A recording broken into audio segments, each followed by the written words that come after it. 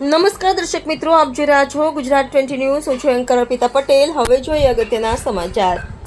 ધોળકામાં રાજા રણછોડના ભવ્ય મામેરા મહોત્સવે સર્જ્યો ભક્તિસાગર. 2000થી વધુ ભાવિકો ઉમટ્યા.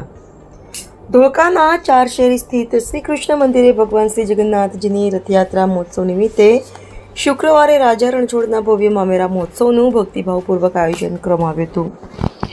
આ વર્ષે યોજાયેલા રાજા રણછોડના મામેરા મહોત્સવના યજમાન તરીકે શ્રી દિનેશકુમાર કાલિદાસભાઈ ચોકસીએ યજમાન પદ નિભાવ્યું હતું. શિવજીનગર કાચિયા શેરી ગધેમારથી બપોરે 3:30 કલાકે પાલખીમાં ભગવાન શ્રી રણછોડરાયજીનું મામેરું પરંપરાગત રીતે નીકળતા જ સમગ્ર શહેર ભક્તિમય રંગે રંગાઈ ગયું હતું.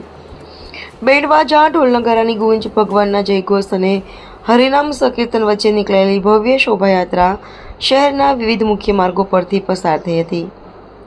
યાત્રા દરમિયાન માર્ગ પરના અનેક સ્થળોએ ભક્તો દ્વારા ફૂલવર્ષા, સ્વાગત અને દર્શનની વ્યવસ્થા કરવામાં આવી હતી. અંદાજે 2000થી વધુ ભાવિક ભક્તો આ ભવ્ય ધાર્મિક યાત્રામાં જોડાતા સમગ્ર શહેરમાં આસ્થાનું અદ્ભુત દ્રશ્ય સર્જાયું હતું.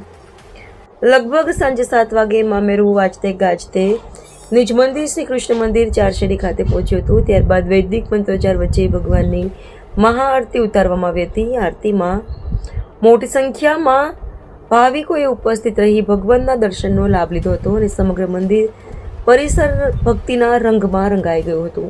મહોત્સવ દરમિયાન આયોજકો દ્વારા આગામી વર્ષ 2027ના રાજા રણછોડના મામેરા મહોત્સવના યજમાન તરીકે શ્રી ગોધરા યુવક મંડળ ધોળકાની સત્તાવાર જાહેરાત કરવામાં આવી હતી. જાહેરાત થતાં જ ઉપસ્થિત ભાવિકોએ તાળીઓના ગડગડાટ સાથે નવા યજમાનોનું સ્વાગત કરી શુભેચ્છાઓ પાઠવી હતી.